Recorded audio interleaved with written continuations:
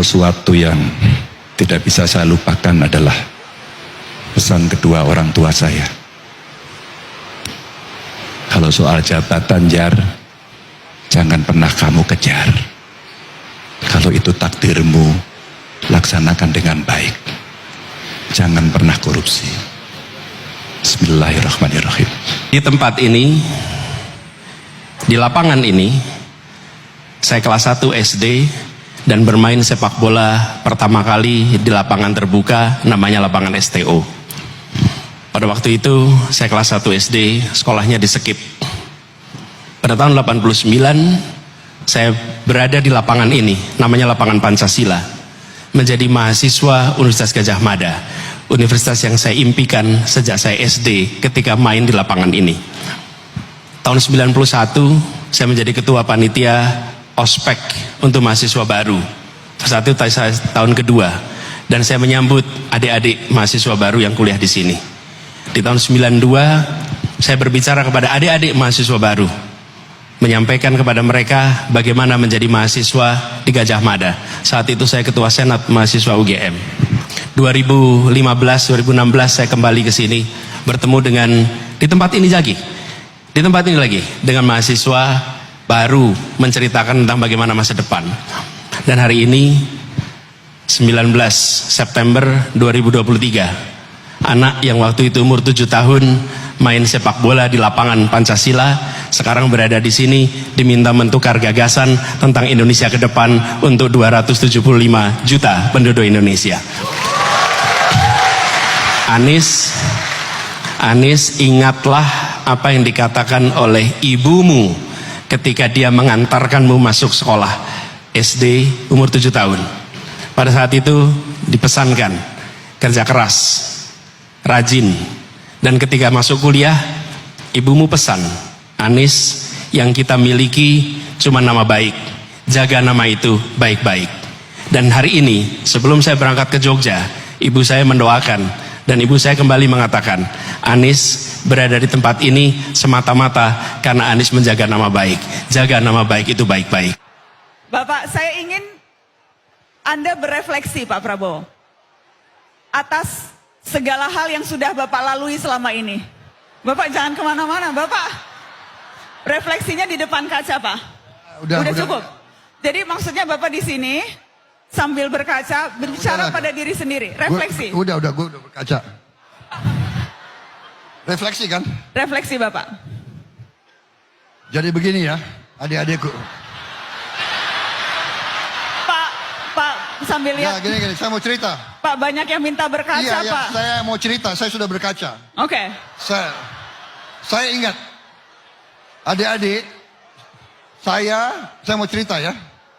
Saya lahir tahun 51. Ya. Kita baru 1 tahun merdeka. Ya. 6 tahun. Ya. Maaf. Proklamasi tahun 45, tapi penyerahan kedaulatan baru tahun 50. Ya. 49. Karena kita harus perang. Penjajah gak mau pergi, kita harus perang. Saya mau cerita begini. Ya. Waktu itu, saya mau cerita, begitu saya sekitar umur 22, 23, 24, saya perwira di tentara, saya bawa anak buah saya berenang di kolam renang Manggarai. Waktu itu masih ada kolam renang di Manggarai. Dan waktu saya berenang, saya lihat ada dinding.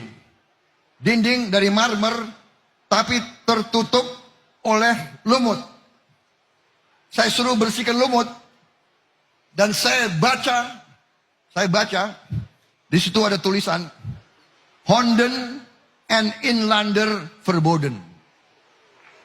Ya, artinya anjing dan pribumi dilarang masuk kolam renang. Itu tahun 75 saya baca. Jadi adik-adik sekalian, dulu kita dijajah, kita dibantai, kita diperbudak, kita dimiskinkan, dan kita dianggap lebih rendah dari anjing. Anda minta saya refleksi. Saya pernah hidup di tengah orang Eropa. Saya ingat, saya waktu itu satu-satunya murid yang bukan kulit putih. Tiap hari saya diejek oleh guru saya. Tiap hari dibilang bangsa monyet, ini itu. Prabowo, your people live on trees. Saya alami. Saya sekolah di beberapa negara, selalu mereka bilang begitu. Rakyatmu tinggal di pohon, kamu. Saya mengalami.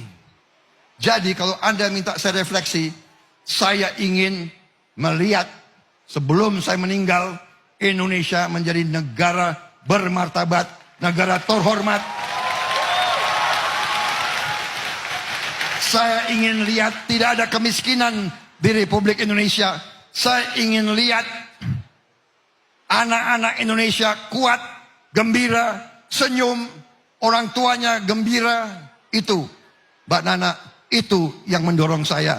Kalau Anda minta refleksi saya tidak mau bangsa saya dihina terus. Saya ingin bangsa saya terhormat, berdiri di atas kaki sendiri. Saya ingin melihat adik-adik saya ini semua, nanti kau pakai mobil buatan Indonesia. Kau naik motor buatan Indonesia.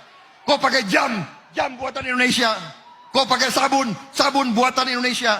Kau pakai parfum buatan Indonesia. Kau pakai sepatu buatan Indonesia. Itu, Mbak Nana, itu yang saya cita-citakan. Terima kasih. Selesai. Prabowo.